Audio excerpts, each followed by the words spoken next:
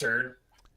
Oh, it's been so long since we've had Wayne to kick around, Kevin, but I kid you not. He's here, boys and girls. Greetings, salutations, respect, and love. Oh, we've got Adam from Mommyheads. He's got guitars. He's got bass guitars. He's got keyboards everywhere. He's going to regale us with the beautiful sound of a million different keyboards clattering at once. Kevin from Pog Radio is here with us, as per usual, and back from the wilderness. He's been gone so long, I don't even recognize him, boys and girls.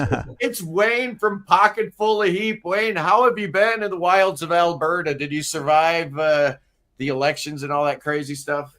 Yeah, survived the election. Now it's on to whether or not we want to separate or not. And that fun stuff. So that's for real. What, Alberta's going to separate? Alberta should be the 51st state. If the rest of Canada doesn't want to come along, we'll just take Alberta, right? Yeah, I think we're right now at the point where we just want to be our own thing, and that's pretty much it. You can't be your own thing. Come on, man. It's 2025. You got to be an automaton. You can't be like Adam Elk from Mommyheads. Don't do that, boys and girls. You don't want that. Oh man, Adam, how you doing? Welcome to the show, by the way. I'm so glad to be on here, and it's I love all your stuff, Scott. So this is going to be a fun show. I love Mommyheads. I remember them from back in the day. Do you remember them, Kevin? There's been Roy turned me on to them about, I don't know, 5 or 6 years ago from the Prog Report. That's who got me into them. So we've been playing them on Prog Radio. We love them. They're definitely in that, I don't know if I call them progressive pop, but they're interesting pop. So it's definitely very melodic stuff, but it's interesting. It's not I remember back in the day, I was managing a record store. All through the 80s, that's what I did. I was managing record stores, and I do remember Mommyheads. There's something about this image, I think, in particular. Oh yeah, that's the first record. We were 17. Yep. And so when Roy, same here. When Roy hit me up, 30 years later or something like that, talking about Mommyheads, I'm like, wait a second, what was it for? Yeah, it was for this album. Yep. Coney Island Kid. Yeah, Roy's been Coney incredible. Island Kid. Fantastic stuff. I mean, it's insane, Adam. I tried to count how many albums Mommyheads right there have. How many are you counting there, Kevin? I didn't count them. I just listed them all, but there's a lot. What is that one? There's a whole bunch, and then 9, I guess 10, we had 11, a couple. 12, 13, 14, 15, 16. So I got 18 coming up. And they've had some remixes and everything that I don't have listed there. So right, yeah, there was a remix of you had one album on Geffen, right? We did. It was the most pop of all our records. I remember. We just got in the room and played together, and Don Was sat in the booth and okayed everything, and we were like, we're gonna be huge. Oh, yeah. Don Was likes us. It's Geffen. You probably thought you'd be like ginormous. How crestfallen were you when you realized a couple short months later that the path to Oz was not necessarily laid with golden bricks, but more with bricks made out of something else? It was a moment. We were on tour with Lisa Loeb. She was a fan. She had friends at Brown University that we had friends with. So she was at our peak. She was like, I know it's hard to believe this, but for alternative rock, the Taylor Swift for a moment.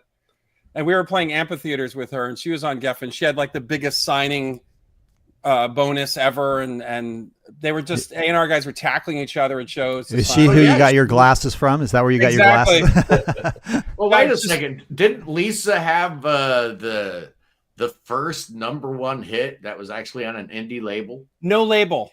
That was the thing. She gave that was the thing, right? I knew it was something like that, right? Ethan Hawke lived down the hall in the Village, and he's like, I love that song, and made it like the song for the movie, and they were like, what? No label?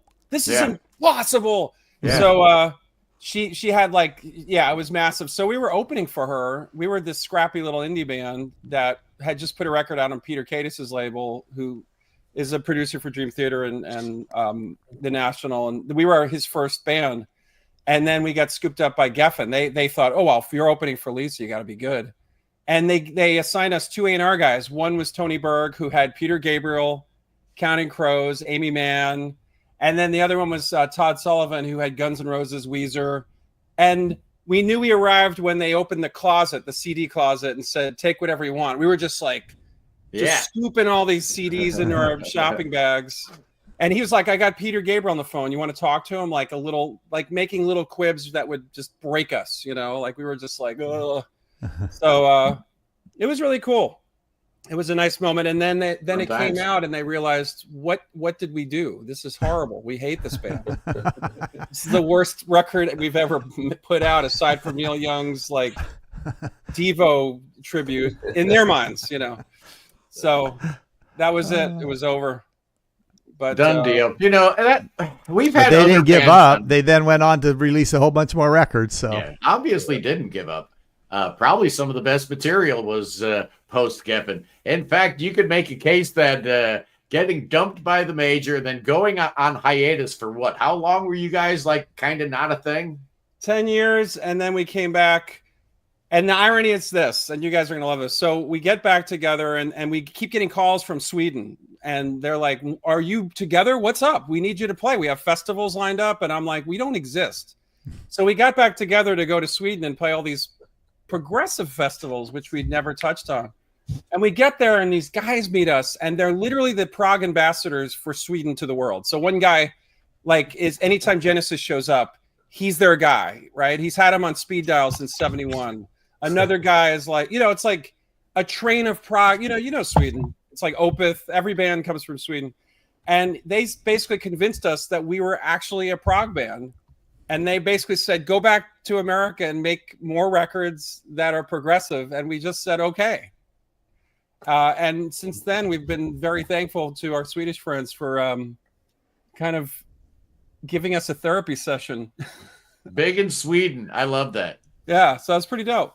The people in the comments are like, I've literally never heard of Mommyheads. Exactly.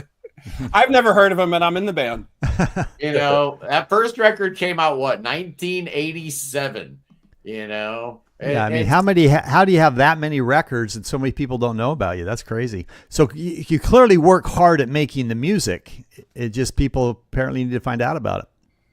Yeah, we're very, very focused on making records that we feel are the best records we've ever heard in our lives. That's just us, right? But you can't go into a studio and not think you're going to make the best thing ever. Yeah. And so that's just our MO. But it's the same here, Adam. You know what I mean? Like, we don't press record unless we know for a fact we're going to deliver the absolute best live stream in the history of YouTube each and every Sunday at 11 a.m. Eastern time. What would be the point, right? If you didn't think that this here One-Eyed Band album was going to be the best album ever recorded, then why bother waking up in the morning and going to the studio? I was so upset with the shoegazers in the 90s. They're all like, well, all humble, overly humble. And it was just like, guys, come on. It's a lot of work. Just admit you have big egos. You want people to go to your show. But then the problem with us is when it comes time to tell people or go out and promote or suck up to labels or, we kind of go, that's kind of boring. So we just make another record. And then so we've been in this cycle of just making records. And the irony of this is our press guy's Ken Weinstein, who represents Porcupine Tree and Steve Wilson. So we have this big press guy who loves music and loves us. How'd I know? I got the Steven Wilson behind me. He's sending it to you. And what he tells us every record is, I will send 1,000 emails, but I will not get one response. And I'm like, it's okay. So what are we selling today? We always have people on selling something, and I is that your latest album, the One-Eyed Band? Do you have something out more recent than that? What do we need to sell the kiddies? What kind of product do we want to push down their throats today? That's our latest. It came out in November. It was top 10 at College and Community. You can go to Bandcamp or you can go to our website and buy. It's available on vinyl. Obviously, since I've got the vinyl in my hot little hands. It's available on CD, I would imagine. Can they get like high-res digital files or whatever the kids are doing? Any opportunity for those people who like that kind of stuff, which I have no idea what any of that means. I just listen to music. I don't know nothing. No, if you listen to Neil Young, you'll realize there's high quality, and that MP3s crush the sound, and it starts to get very compressed. Right. And you lose bass, and you lose, and there is a reason why there are audiophiles out there clamoring for certain levels of quality, and you go to our Bandcamp and get the waves. Those are really good. Those Wayne, are right what off do you the master. what do you listen to your music through, Wayne? Spotify. Yeah, but what, like on your phone? On my phone. And that's your music delivery. You see, this is a whole new generation, Adam. Yeah. See, this is what we're dealing with, right? They're just listening to Spotify on their phone. They don't know, nor do they really care. These youngins these days. Yeah, I'll listen to it on my phone. I have it through gaming systems and that of Spotify, so I'll throw it on the TV downstairs and that through surround sound and that. So, okay, Wayne, I'm going to lean in on you a little bit here because Kevin and I know exactly where Kevin's head is. I mean, we've had Graham Gouldman on the show. I mean, how amazing was that, right? Oh, he's the best. I mean, that was just like a dream come true. We've had many conversations about all these bands, and I know Kevin and I love a lot of the artists that might be considered progressive pop or whatever. Wayne, when I contacted you about this topic, you were like ready to jump in. What's your take on this? Can progressive music be like commercially popular, or can pop music truly be progressive?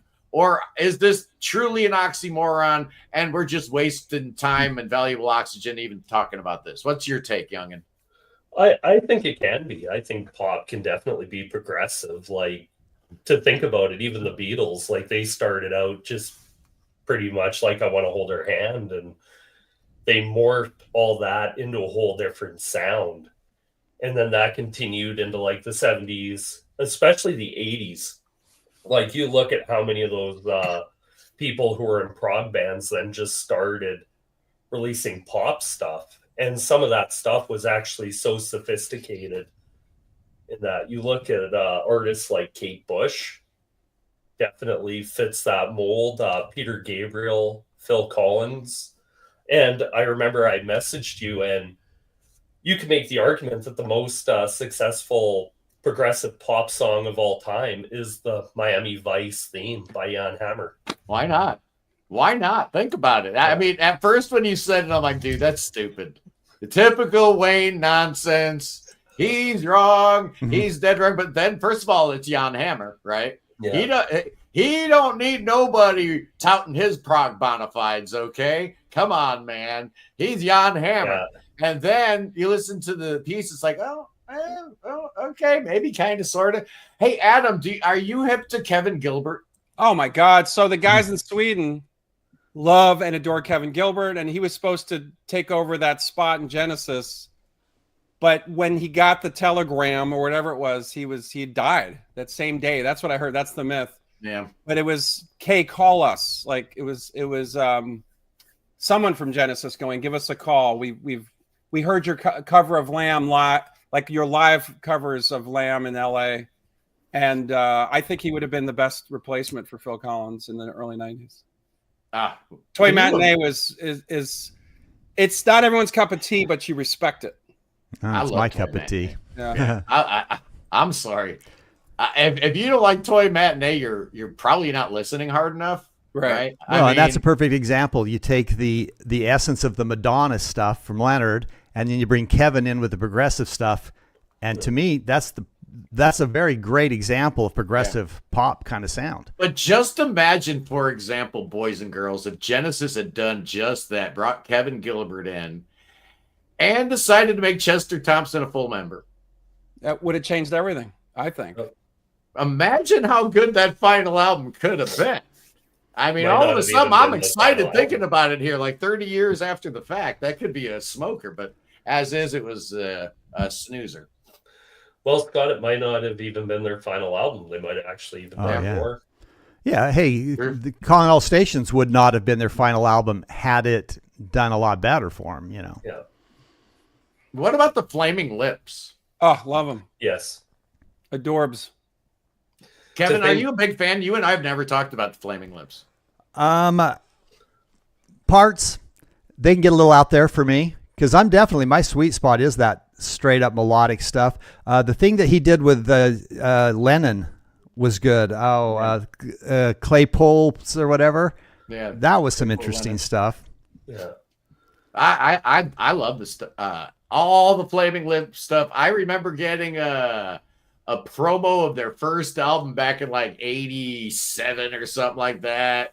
The hottest new band out of Oklahoma. I'm like, oh man, this is gonna be terrible. It actually was pretty good, but what happened was each subsequent album got weirder and proggier and more to my taste. And then they're putting out records that like you got to have like 4 different boom boxes going at the same time because they're coming out of 4 different speakers. These guys are absolutely amazing. Are they prog? Of course they're prog, man. Yoshimi's a prog album. The Soft Bulletin's a prog album. At War with the Mystics is a prog album. What are your thoughts about Tears for Fears, Adam? Look, I mean, this is the prog pop episode. It is. Love Tears for Fears. I mean, for me, prog, like I've been living this for a while. Yeah. And prog pop to me goes back to early 70s, which is obviously Beatles enriched, but I just saw John Anderson last night in New York. It was amazing. But when prog, it's that band, the current band. Geeks. Yeah. Geeks. Yeah. But it reminded me of this common thread, which is prog pop is guided by the melody. Yeah. So if you're in I could listen to Opeth here and there, and I could listen to Ghost and a lot of these bands that are more mathematical, but the band dynamic when it's driven by mathematics, the drummer or guitar parts, Deep Purple already did all that. Led Zeppelin did that. So they're coming up with new riffs, and then the poor vocalist has to follow the riffs with a melody. Mm-hmm. That's the driver. Prog pop is melody driven. And you could hear the toms are even playing support to the melody for the drummer. That's the difference. And so I see a big split a lot of the times, and I'm always going towards the Jellyfishes, the Aviaries, Queen, but bands that... He said Aviary, Kevin. What are the odds of that? I just finished shooting an episode of... or Sea of Tranquility about Steven Wilson. I watched this. Yeah, I watched that one. It was great. And we once again somehow Aviary came up, man. What a band! So cool.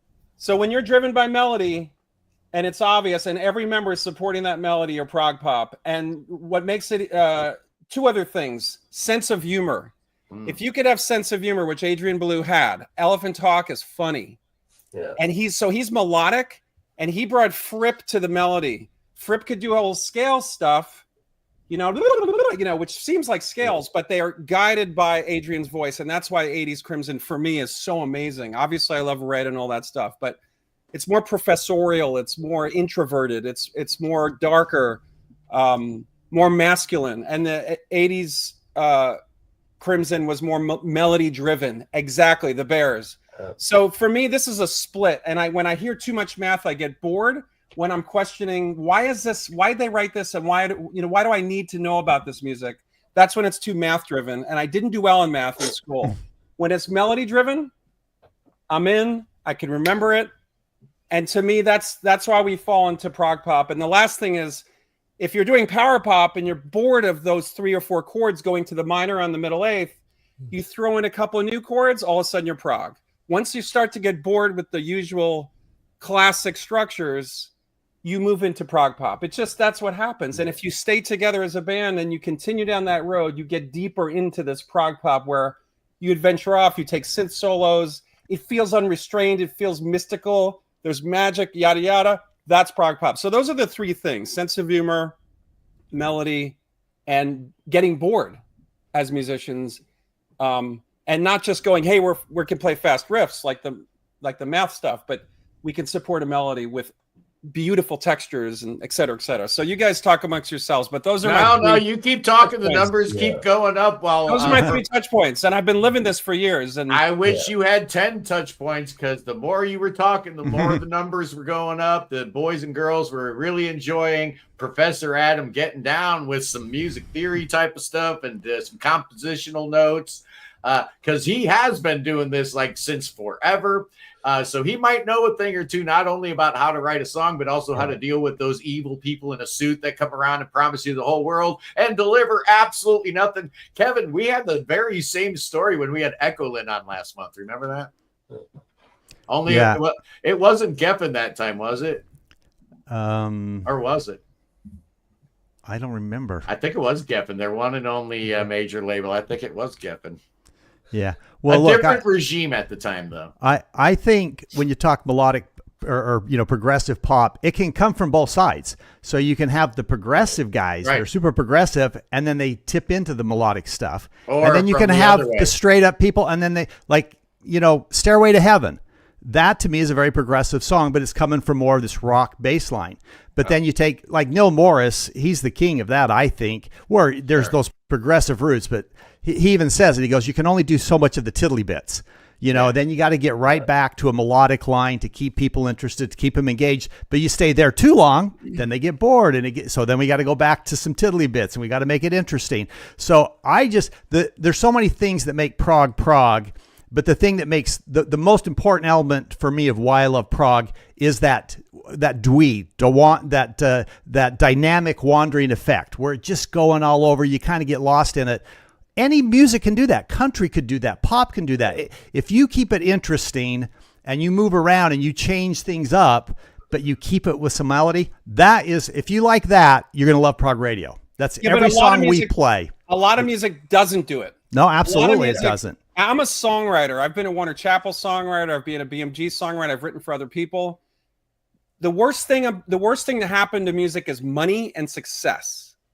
And so as the Mommyheads celebrate the lack of success, because we get to wander. When you wander too far, your numbers go down. When you wander too far, you lose your formula that got that one song to do something. People get upset with you. So a lack of success, but longevity, I think is the key. Yeah, I think both sides go overboard. You got the pop side that never gets interesting, and then you got the prog sides who never get melodic. So it's that happy medium where your ears stay involved, but you don't get bored with it. And that's prog radio. Every song we play. That's why of all the prog adjacent stuff, we play a lot of Mommyheads. I mean, when I heard those last few albums of yours, I'm like, this is made for prog radio because it's very melodic, but it's interesting melodic. Right. It's not boring. Here's an irony. So Prog Report, Roy really loves our music now, and he helps us. And his first email blast, Portnoy comes back and goes, "I love these guys. You're working with them," and he loved our most ELO poppy song. So in every band, I don't care how big you get or stadiumish or how loud the guitars are, there's always one guy who is in a Beatles cover band, and so that the great bands have that diversity. One guy just listens to classical music. He writes with a feather quill pen and he only has candlelight, right? And another guy's the rocker. He dresses in leather, his hair's falling out, he doesn't care. And then there's the one guy who's like the dad in the suburbs, mowing the lawn, listening to straight pop. But he's the most ferocious drummer. And I'm realizing you can't dismiss these bands because if you're a prog pop lover, someone in that band is going to respond to any Jellyfish song or any XTC song. Yeah. I think that diversity makes the best bands, and they have to argue and they have to disagree. They have to storm out of sessions. They have to, get into fights, and they have to come back and go, we are so much better together. And that's the way I feel about my band. It's a family, and our diversification and the fact that we all have our drummer begged me to listen to Lamb for 30 years. I only knew everything after Lamb and before. It was too weird. And he begged me, and I listened one summer, only record, and it blew my mind and changed my thought patterns. And that's the love I have for these guys. They care about you. and they only want you to become a better person and a better musician lover, better music lover and musician. And because they know that their lives will be more enriched and yours will be more enriched. And that's the beauty of not being a solo artist or not doing BS, sort of formulaic, sounds like everything else. I'll try to raise my numbers. That's right. And that's why I think Portnoy, I just said, that's why I think Portnoy is much more important to a band than he's a good drummer. He had to come back. He brings all of that love for the Jellyfish and the Beatles. He brings that with him, and he infuses it in the band, and it makes every band better. He even brought all of that to him when he did the Taylor Swift song. Did you see that Drumeo thing where he had to learn how to do Shake It Up? I guess they get to listen to the song one time, I guess, and then they play through it. That was absolutely amazing. And yes, Dylan Cat. Taylor Swift does have the longest song that's ever hit #1 in the history of the Billboard charts with All Too Well. Absolutely. But just because it's 10 minutes long doesn't make it a prog song. But I'll tell you what it is, though. It's an amazing song. I love Taylor Swift, and anybody that says anything negative about Taylor Swift on this channel gets blocked immediately. I don't care what you have to say. Yes, indeed. So thank you for that, Dylan Cat. We love our Taylor Swift here. And somebody else was mentioning the Elephant Six bands. I wanted to circle back to that. Are you hip to any of that, like a Neutral Milk Hotel, Apples in Stereo, Elf Power, all that Elephant Six stuff, Olivia Tremor Control? Absolutely amazing stuff. I couldn't agree more. And somebody else mentioned Manson.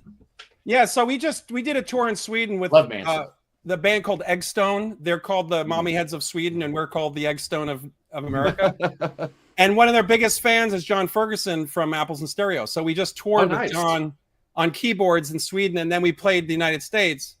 And on keyboard is our buddy from the B-52s. So we had like this all-star little band backing Eggstone. But Apples and Stereo are sort of maybe 5-6 years later than us in the 90s. Yeah. But super legitimate. And all those bands really just, they did not, they took chances. And that was the great thing. They had their own label. They printed their own singles and their artwork, and they did their own recordings. It was really cool. They were like communists, Kevin. They were all like dirty communists, just like in the old days with Amandul 2 and stuff like that, where the music mattered so much that you would separate yourself out from all society, make really bad decisions, be a hippie, do stupid things, absolutely ruin your life, all because the music mattered so much to you. That's called integrity, boys and girls. That's what the world needs more of today. Absolutely. We've got Scott from Mythologic. Oh, where you been, Scotty? We are waiting. He loves his Kevin Gilbert. Breathlessly for album number 4 from you. Absolutely, we are. And Zeb Deerhoof, absolutely a perfect example of how to take pop ideas and just completely pervert them in weird and avant-garde ways so that you can't even recognize what you're listening to anymore. The new Deerhoof album is absolutely amazing, noble and godlike, and ruin. Very, very good record. Gino Vanelli. Good call, Ed Topo. Gino Vanelli. He got proggier than, go back to some of his records, man. Like the ones that I didn't owned one, and it had a big pop song on it. I can't remember the name of it. He had a lot of hits. About you, baby. He has some proggy stuff, man. He has some really proggy stuff. Was that him? Yeah, that was him. I know he traveled with like 3 massive Korg synthesizers, these 3300s that they made 10 of. And they're extinct, and he had 3 of them. So he was doing some prog stuff. Absolutely, Gino was doing prog stuff. You know, in the 70s, everybody was doing prog. I mean, let's be honest. Aerosmith, the Osmonds, the Osmonds. I mean, everything was prog. Tinged Cat by Stevens, prog. Foreigner. You couldn't get away from the prog. Foreigner. You tell people that Foreigner was founded by the same dude that helped found King Crimson, they look at you like you're an idiot. No, it's actually true. What's wrong with you? How about Bad Company too? What's wrong with you? Prog is everywhere, and prog will never die, and neither will pop. And that's because there'll always be an appetite for popular music, right? That doesn't mean it's a dirty word. I don't want to hear about, oh, the music today is just absolutely terrible. No, it isn't. No, it isn't. The music you're listening to might be terrible. That doesn't mean everything being recorded in 2025 is terrible, because it absolutely is not. And there's plenty of great music. The best retribution, Scott, the best retribution is in the early 90s. I loved all those bands, Styx, Kansas, obviously Boston, you know, and you couldn't admit it. You couldn't say it. No, even you could Queen not. Was taboo. Like Queen was so passe in the early 90s. And the best retribution is now I'm sitting in the car with my son, and I'll play like "Welcome to the Grand Illusion." Come on, you know. He's like, "That's kind of cool, Dad." Yeah. So I'm going after the generation that will accept it the most. Yeah. And that's the future. So absolutely, we were cool for a while, but you know, our time is now. It is absolutely that. It was a dirty word. There is no doubt about it. There's no coincidence that prog has exactly 4 letters in it. Absolutely no coincidence there at all. Yeah, man, being in a band all the way through the 80s, you know how it was, man. I was in like a punk band, so that was even doubly worse, because you couldn't even like any band that was even popular, let alone, you know, anything that was a prog band. And that would be reason to get yourself killed for sure. And, you know, we've come a long way. And the reality is that prog rock will never die. You know it, I know it. And it's not because of prog radio, who has not 1, not 2, but 3 amazing channels for you to listen to, commercial free 24 hours a day. And it's helpful. But you know what it is? It's the kid that one day is going to walk up into the attic and find his dad's record collection. He's like going to find it all by himself. Yeah. That was me. I found Hot Rats from my oldest sister's boyfriend's attic. We're going through records, and I see this Hot Rats cover, and I'm like, what the heck is this? I'm just a little kid.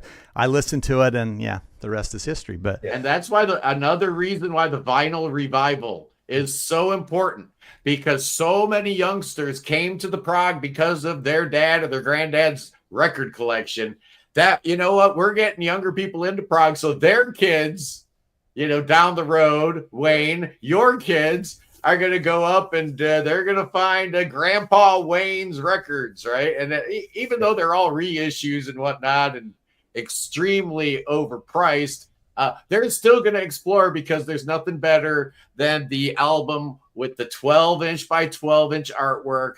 That's why CDs went away, boys and girls. It wasn't because their sound quality's bad. The sound quality of the CD is absolutely just fine and dandy. There's nothing wrong with it. It went away because the format sucks. There's no fun in the CD. It takes all the fun away. It's tiny. Who wants that? It's awful. We want to experience music in all our senses, right? And that includes looking at the cool artwork, and you couldn't get that with the CD. So good riddance to the CD. Bye-bye. We don't want them CDs no more. Unless they're Mommyheads CDs.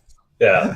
It also didn't help for them that also a lot of the covers sucked to begin with. So yeah. The Roger Deans of the world were frowned on, right? You couldn't be all artsy. You had to have an album cover that took, you know, that cost $50 to make, or else you weren't cool or punk enough. These are some cool. Hey, are you Mommyheads or the Mommyheads? Look at that. It's either one. We don't care. It says the Mommyheads there. You mentioned Hot Rats. My stepfather had a massive Zappa collection and Talking Heads collection, and Mommyheads came out of Mothers of Invention and Talking Heads. So, and I got to hang where we became friends with Tina and Chris from the Talking Heads. So now I'm on route to make friends with Dweezil, and the circle's complete. Wow. Nice. Yeah. Wow. See, you're hearing all this, people. If you don't know their music, you listen to their music, you're going to hear all this in it. Yeah. Like, I'm just showing off some of the Mommyheads merchandise, the CDs that were so graciously sent to me by you, Adam. Thank you so much. I have listened to all of these, by the way. You did? And you're okay? I have not, however. No damage? Not. Well, again, the humor's in there too. You know, the humor gets you through anything. That I agree. You got to have a little humor. You got to break it up.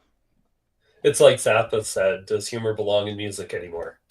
I don't know, but the question is should we talk about lists? Did anybody do a list? I did. I thought we were doing that, but all right. Well, I like lists. And you usually have like graphics and stuff. I too, got right? graphics too. I can run through mine really, really fast. Boom. Adam, are you excited to see Kevin's graphics? I can't wait. Well, they're kind of not that exciting today, but No. I do have graphics. This is a family show, so. Okay. Should I run through my list real quick? I'll do it fast. I don't care. Okay. I thought we were going to do our favorite or our whatever prog pop songs. And again, you can come from the pop does prog. I mostly went from kind of the prog does interesting things. You got your honorable mention stuff there. I saw my number 12 there as well. I didn't go with any of those because Genesis, CLO, Supertramp, Gabriel, yes, Marillion, Styx, Kite Parade, a modern one. There's just so much good proggy pop in that. I didn't go with any of those because they're a little too expected. So here's my top 12 that I did. I put at number 12, Let in Hollywood, because it actually makes fun. You know, if you know that song, it kind of is making fun of, you know, this prog band. They go to Hollywood to get a record deal, and they're like, we don't get this stuff. What's this 7th, 8th music? But it's really a poppy song in the process of making fun of that. So it's kind of clever. Number 11, Lobate Scarp. They have this song called Beginning of Us. That should just be a hit on any radio station. Great song. We love Adam. Adam's awesome. Yeah, he's great. Number 10, I put one of the Rocking Horse from their last album, not their newest one, but the one before that's called 3 a.m., 0300 or whatever, 3 a.m. That should be a hit song everywhere. It's just such a beautiful, great song, but it's got the progressive elements in it. Secret Therapy by Pog Rock Project again. So I kind of picking songs that the whole world should know these songs. If they like pop music, they should be listening and hearing these songs. 8, Fish on Friday, Diamonds. I mean, get Kate Perry or whoever to do this song, and they're going to have a huge, massive hit with it. Arena, One Last Au Revoir. What a great song that is. A guy who he's got, you know, OCD, and he's always counting how many steps he takes and everything, but it's time for him to commit suicide, which is going to be really difficult when you got to get everything just right. So it's funny, got the humor going, but wow, what a catchy, great song. Spock's Bear, June. I mean, what a great song that is. And if you hear him do it live, it's just, everybody is going to get into that song. Sure. Evership, Nobody. What a great, beautiful, poppy, beautiful, progressive song that is. Love that. And Evership's got a lot of stuff like that, but that song in particularly, I think, does it. The rumor has it the new Evership is almost done. Can't wait. Wait. I can't wait. Can't wait. And they got a new studio and everything. That's why it's taken a little while. They put a new studio to get to do this, so it'll be great. The Deer Hunter, so much of their stuff, but Waves, again, everybody should be having that. Let's see, number 3, now we get into one that everybody can appreciate, but Alan Parsons, Eye in the Sky. It's just a great example of just what a great song. Porcupine Tree, Lazarus. Everybody in the world should know about that song and hear that song and love that song. To me, I just think that's a brilliant song. And at number 1 for me, my favorite band of all time is the Beatles. My favorite progressive band is Genesis, but my favorite pop progressive kind of art band is 10cc, and I'm Not in Love. Just that's my number 1 song for this space. Just phenomenal song. So there's my list. Probably the I don't know, I'll go out on a limb. I say maybe the best produced single I've ever heard. I wouldn't disagree with you. They did a whole documentary on just that song. Just that one song. I haven't seen it, but I believe it. Yeah, and by the way, here's a little insight for you that people may not know this. I don't think anybody anywhere in the world has ever heard this. But one of my best friends is John Jones, who is the producer for some of the Duran Duran records. He did the Wedding album, which is a brilliant album, Ordinary World. Great album. And he told me the inspiration for a lot of those sounds in Ordinary World was from I'm Not in Love. And so if you listen to that song now, you're going to hear it. They didn't lift it. He made sure I knew that. But so there's a little interesting tidbit for you. What do you think about that list, Wayne? Not a bad list. Like, there's some of that I've heard. There's a lot of it I haven't. So it definitely makes me want to go check out some of it. Check it out. Well, how bad is your list going to be? Oh, man, didn't even come up with a list. But I'll bring up a song, though, that I like and goes really far back. But Castles Made of Sand by Jimi Hendrix is definitely like one of those perfect melding of like Jimmy doing pop, but also having really interesting guitar work on that song as well. Like it does, I always think of pop more as just like popular. Right. Like, that's why I figure stuff even like Sunshine of Your Love by Cream. Badge. Is also by Badge. Cream, Prague. Yeah. Written by George Harrison. I mean, if you want to get right down to the nitty gritty, popular music in the lexicon of the label guys in the 50s and early 60s meant anything that wasn't classical. Yeah. That was popular music, right? I mean, so it all fell under that umbrella. And thank God we've actually evolved so that we have a subgenre for every single possible type of music there is. What did we do without all those labels in our life? Well, that's why the music was good, because the people running the labels all knew classical. That was their background. And then this new stuff, they didn't know. So we'll just let them do what they do. Exactly. Let those guys do what they do. We don't know to tell them what's wrong. And you got all this beautiful music out of it. And Zappa said it as soon as the young guys came in. The guys in the suits, those young guys in the expensive suits came into the business. That's when it all fell to hell. Ruined. The really old dudes chomping on the cigar. They knew about contracts and how to book time for a symphony orchestra in a recording studio. They didn't know about any of this stuff, man.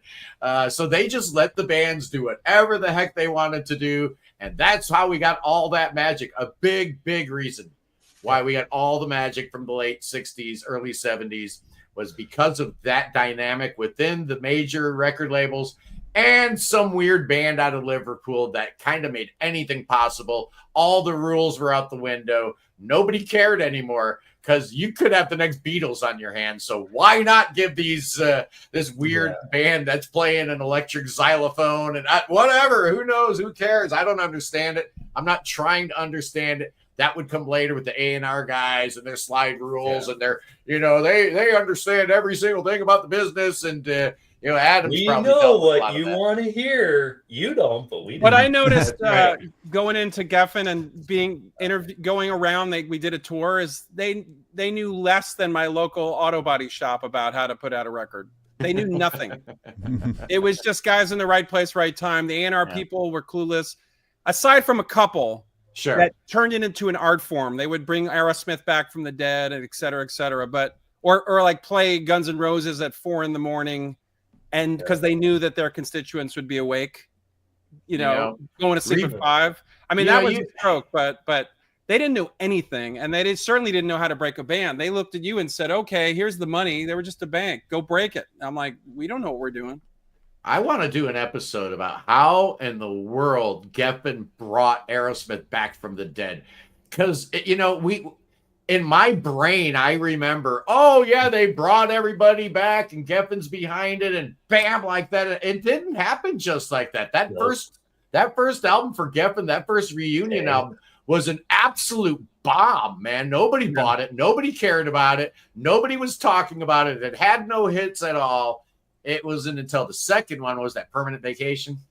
Yeah. That finally, I mean, you talk about the money and the effort and the time and the manpower required from the label to bring that corpse back from the dead. A very interesting story. Maybe I'm the only one fascinated by it. I think also with that Run DMC with Walk That Way. That was huge. That helped a lot. You're right. I mean, we were really drawn to Geffen because XTC was technically Virgin had switched to Geffen to distribute XTC in the States. And when we saw that they had XTC, to me personally, the best prog pop band ever. Yeah, Kiefer, you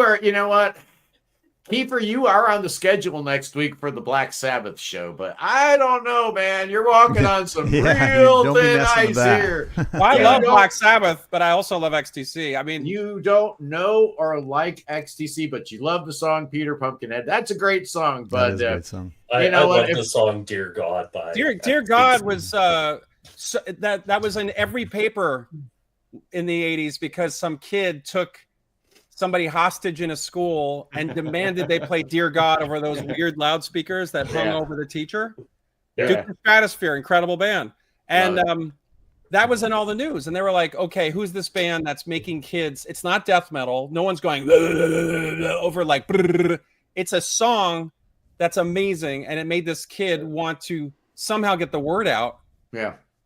And that brought them back into the news, and they had to put that song on the album. It was not even on Skylarking. Wow. So yeah, it was the B-side to Grass. Exactly. But for me, for my money, they're literally the top by a long shot for prog pop. And they may not seem like it, but man, you don't listen to XTC for an evening and come back the same. You just we watched your Nigel cover. Yeah. Kevin just showed that to me a couple hours before we went on. He shared that with me. He's like, you got to see this. It's the Mommyheads doing a song you might know, and it's Nigel. And I was all happy and excited because everybody knows that the three greatest bands in the history of mankind are, yes, Genesis and XTC. And that's according to me, so of course it's correct. And the irony is I was on stage with Steve Conte, and now that the lead singer of the New York Dolls is gone, he might be one of the last remaining members to play in that band. He's an old friend of mine, and he loves XTC. Co-writes with Andy Partridge. He's got the black hair and the chains, and he looks like he's a New York Doll, but in his heart, he's an XTC fan. And so it bridges all. That's another thing with prog pop. It should be a bridge. Yeah. It should be a connector. It shouldn't be divisive. It shouldn't be like, you really shouldn't come to this concert. It's going to be too heavy for you. There are some connector bands too. It's a great entry point for a lot of people. Man, oh man. Their first album is pure prog. I mean, there's very little pop. It's just absolutely prog. No one's mentioned Talking Heads. There's a band absolutely steeped in a whole bunch of progressive stuff. If you got, I don't know, people like Brian Eno, Adrian Ballou, and Robert Fripp creeping around your band, I don't know, you might have some prog bona fides there. You might be pretty prog. I don't know. I love Talking Heads. How do you feel about Talking Heads, Adam? This show we did with the Nigel cover was brought to you by Tina and Chris. So they live in that town in Connecticut, and it's a tribute to CBGBs. It's called CTGBs, Connecticut. Okay. And all the bands come up and play only songs that were played at CBGBs, and Tina and Chris basically put it together with a friend of mine. So they were on stage with us, which was awesome. Awesome. And I'm also doing a thing called Autism Rocks, and they're donating Talking Head songs to this foundation so that kids in rural areas that don't have access to services, that have severe autism, we take a Talking Head song and we strip the lyrics away and take one word like mommy and sing the melody to mommy until the kids get it. And there are these mothers in this case studies that say, I've never heard my son say mommy, and thank you for, me knowing the Talking Heads and you redoing it with this one word. So that's another thing I'm involved in, which I'm really proud of. So Talking Heads are still helping society. Yeah. You see how that works? And it's a bridge. It's a bridge. We've got all these bands that are bridges. We got all these songs that are bridges. The best Steven Wilson song on his last album was the one Andy wrote, I think. I agree. And same thing with To the Bone. Yep. To the Bone opened with an Andy Partridge co-write. One band that has to be mentioned is ELO. Like, how do you get progressive and poppy without talking about Electric Light Orchestra? Well, guess what, Wayne? You read my mind. I got a top 5 right here, and it's very likely that we've got ourselves some ELO. But at number 5, I'm going with what am I going with? I'm Mandy. Oh yeah, I'm Mandy. Fly with Me from 10cc. Oh man, this whole album. Honestly, this whole album. Art for Art's Sake. Come on, man. What else is on here? Headroom, Don't Hang Up, Rock and Roll Lullaby, 10cc. Absolutely stunning. At number 4. Yeah, I'm gonna go with I was gonna pull El Dorado, but I pulled Discovery instead. Great. I was in a hurry. So what song off of here should we pick? Don't Bring Me Down. Is that that's not. That's not the one. I'm going with Shine a Little Love. I love that song. Yeah, I meant to do El Dorado and that's what's his name from Everyone Loves Raymond on the cover. Do you know Correct. that? Yeah, I heard that. Oh, I wow. did not know that. It's the brother. At number 3, I'm going with Love is the Drug by Roxy Music. Yes. Oh, yeah, there's a great one. You know what? Everybody talks about that early Roxy stuff. We didn't hear that in America. Mm-hmm. It was like later on I found out about Eno, and I went back and heard For Your Pleasure and the first album and stuff. All I knew was Love is the Drug. And from that, I went on and explored Roxy Music and had my little head exploding in a million pieces when I was a little kid. Roxy probably did more to my little kid brain than Bowie at the time. You know, Is just, Jobson I don't know. on that? I love Roxy. What's that, Adam? Is Jobson on that? No, he is not.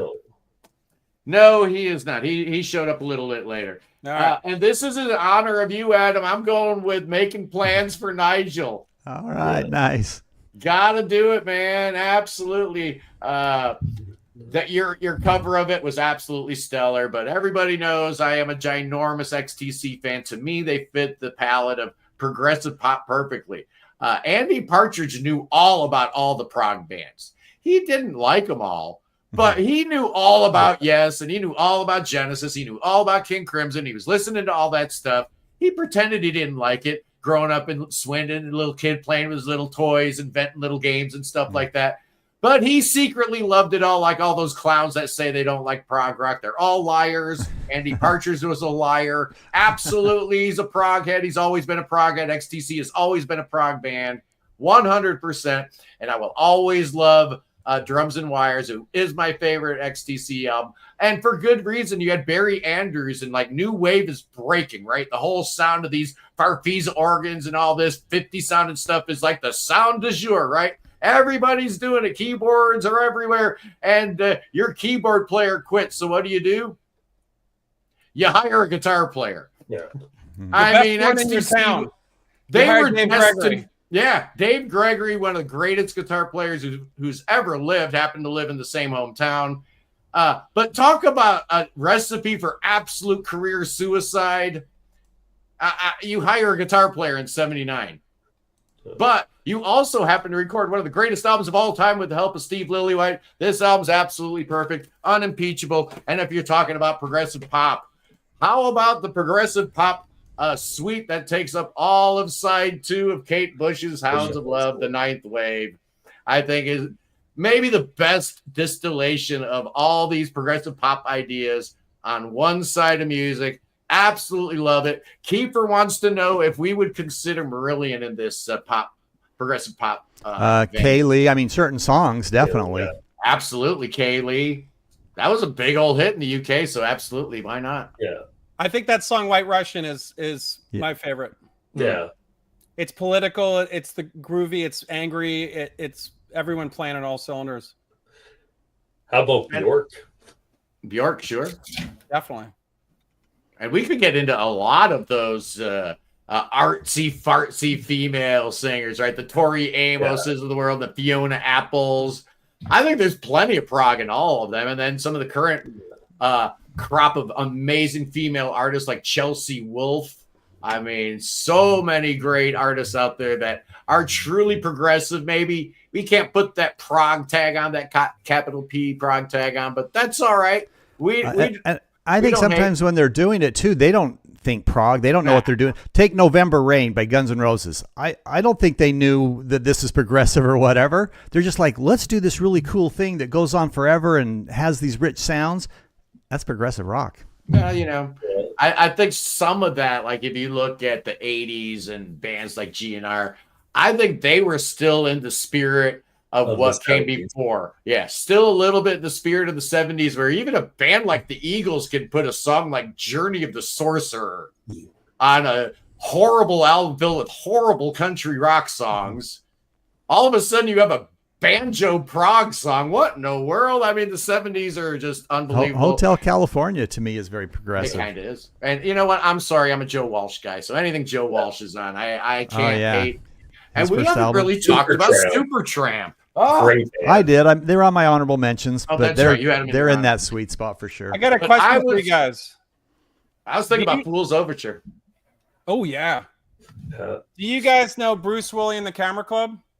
Oh yeah, we play them actually. Yeah. So That's a top fiver for me, maybe top 3 of all time. A young Thomas Dolby, first gig ever. And I love Thomas Dolby. Golden Age of Wireless is in my top 10. So there's a lineage with those guys. And he was original writer on Video Killed the Radio Star. But the rest of the record is incredible. It's one of the few records when I'm in a record store, I buy every copy I find and I just give them out to anyone I meet. Because I just feel so confident. It's a complete love fest. So do we have 3 co-writers on Video Killed the Radio Star, right? Right, exactly. You got the Trevor, Jeff, and Bruce, right? And Bruce went on to become a theremin specialist. That's cool. Theremin orchestra, which is amazing, right? So what's that for? Like mental health? Oh, listen to the theremin and you'll be all right. What's that for? Or was he like a gun for hire, like a session guy? You need theremin on your new album? They would just play around London, and theremin was the first synth. It was Moog's first company. Was really a theremin company. Without a theremin, you wouldn't have the current Moog or synthesizers. He was really inspired by it, and it's pretty awesome. Like you really have to have dexterity, like in micro dexterity, you know. And don't you have to have a pretty good ear? Otherwise, you're way off pitch on that thing. There's no frets on the theremin, right? There's no it's the fretless space of synths. But that's a great album. If you ever find it in a store, buy it. You will not be disappointed. It was on Columbia. There's so many records like that. You know, the Rushes, the Aviaries, the Bruce Willis, where they made one record and they got dropped, but they never came back. Which I got. You know, if you can come back and survive, do it. Who else do you got? Somebody, Mr. John is mentioning Wings, and Band on the Run was the very first album your boy bought with his own money. Yeah, I went into Kmart and I had $5 in my hand and I had goat's head soup I was going to buy. And my older brother's like, you're an idiot. Don't buy goat's head soup. That's those evil Rolling Stone guys. You're not going to like that. You're going to like this one more. It's that Paul guy from the Beatles. And I'm like, okay, I like the Beatles. Maybe I'll like this Band on the Run. What am I, like 10 at the time? I didn't know no better. Oh, what a great album, Band on the Run. And that's progressive. That first part, those songs, very progressive. 100% agree. That's prog. Absolutely. That is prog. McCartney too gets very prog. Yep. Yeah, it does. Ram. Jellyfish. Absolutely. We are going to shout out all the Jellyfish love that we possibly can. Absolutely. All the Mommyheads moved to San Francisco because Jellyfish were there. And with, they were playing and we made friends with Manning and all those guys. And there was Camper Van Beethoven and Jellyfish were the 2 reasons we moved from New York to San Francisco. And they broke up. Yeah. Both of them. Thanks. And so we had to just hang tight and wait for the next wave of cool bands. Thanks a lot. I really appreciate all the help, you guys. One from last year that comes to mind was that Rosalie Cunningham, The Shoot Another Day. Also... I love that album. I love very progressive but poppy. Licorice Quartet. I love Rosalie. Yeah. You guys hear Licorice Quartet? Manning's band. It's really cool. Oh yeah. They haven't done much though, right? Just I think it's a a project. It was a Zoom. We're stuck in our houses, and now everybody's out. But Camper Van Beethoven. We're friends with them. We love them, and their last 2 records on Virgin were killer. Yeah, they were. Skinhead was Skinhead's Bowling was the hit, but those last 2 were gorgeous and they were very progressive. I agree. I forgot about that band. I love that band. And some of the grunge bands had some prog to them. I don't care what anybody says. You listen to some of the voicings on guitar on like bands like Stone Temple Pilots. Yep. I find that to be extremely proggy. I don't care what anybody says. You can find prog in the most remote areas. And what are you talking about, Kiefer? Rosalie Cunningham. Don't know her music, but she's hot. Oh, she is gorgeous. But you know what?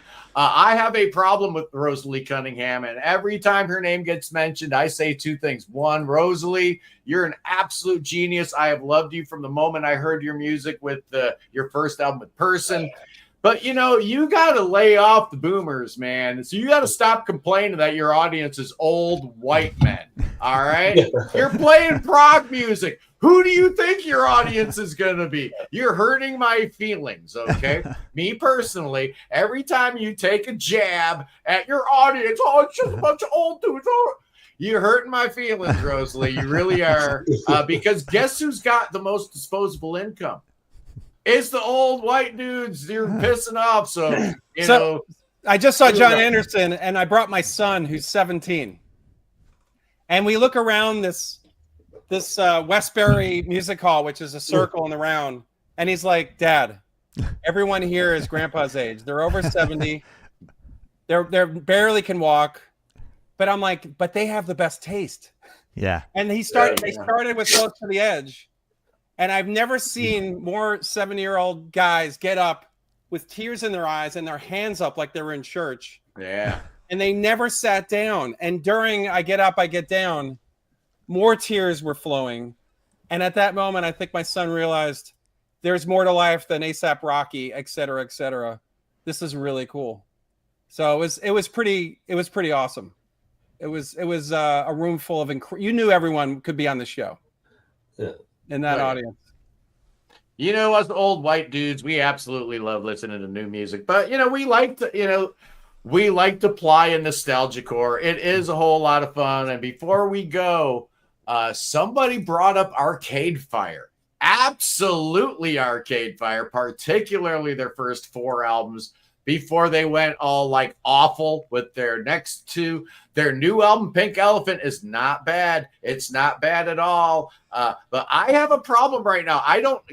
Wayne, maybe help me out. You're Canadian. I don't know if I'm supposed to like Arcade Fire anymore after the accusations about Win Butler using his platform to be just an absolute creep towards women, particularly young women. Is it okay to like Arcade Fire anymore? I have no idea. I've never really listened to too much Arcade Fire, but yeah, you're a disgrace to your nation, sir. There's a lot of Canadian bands that I don't listen to anyway. So, but no, Arcade Fire, definitely their first 3 or 4 albums, I think, are very, very prog. But yeah, they got a new album out, and I'm actually liking it, and I'm listening to it. And you know, Adam, I don't think you've ever had any such accusations drag your name through the mud and get you to be semi-canceled. But how does that impact you? Like somebody's politics, or perhaps their, any problems that they've had, issues or scandals when you're listening to music, or can you separate yourself from all that? I've had many conversations about this. Yeah. If you really dig into the people you love and respect for their art, don't get into their lives because you're going to hate them. Yeah. Yeah. Seriously, it's never failed. There's very few people with good politics that make great art. It happens, but you might as well just get rid of Bach and Dvorak. I'm sure everyone had something bad and they cheated on their taxes, and you got to, it once the Woody Allen thing happened, the Michael Jackson thing happened, it's like, I just want to hear because I see art as a ballast. The most beautiful art is there to ballast a person's awful life a lot of times. And so they grew up with problems, and their parents hated their parents. They ran away from home. They stole cars. They did drugs. And then they made this gorgeous tapestry of music that we just get to benefit from. If we're in a bad mood, it'll pick us up. If we want to get pissed off and, go out and drink, we'll listen. And that is the deal. Do not cross the two. And I think now we try too much to dig deeper. Stop digging, listen to the music, and leave it at that. And number 2, and I've met a lot of my heroes, don't meet your heroes. Yep. They're all stressed out. They're all worried about the top 10. Why are they not in it? Why are they not cool anymore? And they're trying to fit themselves into clothes that they wore 20 years ago, and they're upset, and they're fighting with their wives. Their kids hate them. And then all of a sudden you're like, oh my God, I hate this person. Or it's too real. It's too much information. Yeah. Why is this person so upset? I don't want to be a star now. This is awful. I hate this. Sometimes it goes the other way around. We talked about that with Nad. I was expecting him to be a bit of a diva, and then we meet him, and he's like the sweetest, nicest, down-to-earth guy.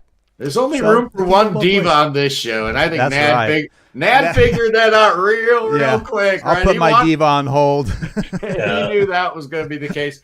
Wayne, what do you got cooking on your channel this week? Hopefully a lot more, just with pretty much all the crap going on in Canada right now. Just been taking a break, doing lots of research. Kind of one of the parts about elections and that I'm not one of these surface level voters. I like to really dig into it, but now have a lot more time to go back to my 5 is Alive series, where I take a year ending in 5 and just look at an album from that year and talk about it. Nice. Kevin, any chance we got a 4th channel coming up on Prog I Radio? think after doing this show, I'm going, we need a pop prog radio channel. Prog radio kind of is that a little bit anyway. We definitely mix it all up, but that's why we have the prog adjacent section, because we want to play November Rain. And look at your screen here. Oh yeah, the Sparks. Yeah, we should have mentioned Sparks at some point. Absolutely. Is that Larry Graves? Is that Larry Graves in disguise? Probably. But we do have one thing. I mentioned it last week, but now a little sneak peek of it is our new iPhone app is going to be out hopefully in about a week, and it is so much better. Light years. I mean, the one we have now is 5 stars. People love it. They don't know how bad it is when they get this one. They're going to realize, wow, I've really loved an app that could be so much better. The new one is amazing. Does CarPlay support, Apple Watch support. You can see we have a runtime now. So when it's playing a song, you're going to know the total runtime and how far we are into the song. The like and dislike function is so much better. You can see where people are at any time. Camaro. So it's going to be nice. That'll be out in about a week. And then a couple weeks later, we'll have the Android version. So been busy. Oh, that's exciting. That is exciting news. Adam, what's going on in Mommyhead world? Well, we're in our 50s, and our whole thing is make a record a year. It's like our bowling league. We could have our Laverne and Shirley bowling. Each Schlemazel. It's what we love to do. Get together, make music. Everything else is hard to do. Pay bills, drive kids to school on time, go grocery shopping, getting the right groceries. All that's hard. Making records is easy for us. So 1 record a year. And we celebrate the fact that no one knows us, and that we are very word of mouth, and we cherish that. So we're going to keep on that course with 0 money coming in, but we have our day jobs, which is awesome. And we break even generally. And we're also working on, ironically, a musical based off us, or something like us. It's based off the song Speaker Heart. It was like a song that was sort of just like a dream about having a speaker for a heart, and feeling like, because you are a music person, you're always on the outside looking in. If you're at a dinner party and everyone's like, I'm a lawyer, I'm an accountant, and then you're like, I'm a musician, they go, that's so nice. And they think drug dealer. So, it was a metaphor, but these musical writers took it as a real thing, and they have a prosthetic speaker for a heart in the lead character. It had a viewing in New York. It's having a viewing in June in Florida, and hopefully one day it'll come to Broadway. And there's 22 Mommyhead songs. So our grip on being like in the shadows, like underneath mushrooms, making music, musical fungi of music, like in the darkness. Our grip on that may slip, and more people may know about us by the time we're ready to sort of, or your days of cult hero status are numbered, Adam. I'm sorry. And if we have anything to do with it, you'll be doing all kinds of commercials, like that Time Warner commercial you did back in the day. Oh yeah, that was fun. That was pretty cool, right? Yeah, we got flown first class. I sat next to Ellen Burstyn, because that was SAG. That was like Screen Actors Guild, and you can tell Kevin. You can always tell when something's a lie and when something's true. We flew first class, and I sat next to Taylor Swift. She was hot. Ellen Burstyn. I flew first class, and I sat next to Ellen Bernstein. I take Ellen over Taylor. Ellen over Taylor any day. Oh, that's good stuff. I sat by Mrs. Field Cookie Lady one time, the literal Mrs. Fields. Wow. She brought no cookies. Oh, no cookies for you. You don't deserve any cookies, but you know who does deserve cookies? My long-standing listeners watching this Sunday live stream. Go off without a hitch. Thank you so much to my guests. Oh, what a great day it was today. Adam from the Mommyheads, thank you so much for joining us. What a great guest, right? He was good. He was really good. I'm still here. Oh. He's got all the WYSIWYG hand gestures working. Kevin, thank you so much. Wayne, back from the dead. So good to have you back. You're going to be with us next week, right? Definitely. Okay, because we are doing our 10 favorite Black Sabbath albums. Oh, what better way to spend the Sabbath, right? Yeah. There you go. It feels apropos to be talking about Black Sabbath on a Sunday. So that's going to be next week. And then the week after that, I just booked this. I don't even think I told you about this, Kevin. No, I don't know. Do you know Anders Baus, the Norwegian Mike Oldfield? Oh, this guy's awesome. He's on Apollon Records. He's got a brand new album out. And I don't know what we're going to talk about, but we're just going to have him on the show. He's amazing. And then we got a couple of weeks with nothing planned. But I just wanted to let everybody know June 22nd, it's Charlie Bramall going to be back. And you know what? I'm going to keep IDing this and promoting this because we need to get to the bottom of this once and for all. Is dancing allowed in Prague? Adam, what says you? If you could dance to 7/8 and into 5/8 into 13, sure. We've witnessed it. It's not easy, but yeah, people knock into each other. Sometimes there's an ambulance called, you know. The question must be answered correctly because I must have asked it wrong. I didn't ask if it's possible. I'm asking if it's allowed. It's definitely allowed. Yeah. It should never be allowed, boys. We'd like and girls. more women at the shows. They're always dudes, more women that, you know, doing the dance. So yeah, it's allowed. In lieu of that, you're just talking about a bunch of dudes dancing with each other. It's like those people in those 60s, 70s videos where they're just like, oh, absolutely. A great show. Thank you for tuning in. Remember, boys and girls, I shouldn't have to keep saying it over and over, but I'm going to. Tomorrow is the beginning of the return of the Son of Clickbait Week. Oh, it starts next week. It's the best week of the year where all your favorite content, all your negative, vitriol-filled, vile-filled hatred and scorn will be had at every turn. It's going to be an amazing week on the channel, so tune in. You don't want to miss not one action-packed second of all the great content on the Proud Corner next week. Anyway, boys and girls, I love you. Free the Middle East, free Tibet, free Ukraine, free your mind, free beer, free William. God save the king, Kevin. Oh, save that king. We need some kinging over here, man. We got plenty yelling and screaming, but not enough kinging. So bring that boy over here. Oh, Chucky, you'll get a first-class welcome. We'll roll out the red carpet. Oh, yes, indeed. And once you're here, we're going to teach you how to dance with rattlesnakes. Oh, Chucky. Oh, look out. The rattlesnakes are going to get you. These are American-made snakies. Oh, yeah. And while you're dancing with rattlesnakes, maybe Adam will play a bass guitar lick. Oh, yeah, let's hear that bass guitar, Adam. Oh, while we're dancing with snakes, we're going to be playing that bass guitar. Oh, I love you guys. I'll see you next week when we're talking about Black Sabbath. Oh, Ian wants me to speak in tongues. Maybe next week. I'll see you.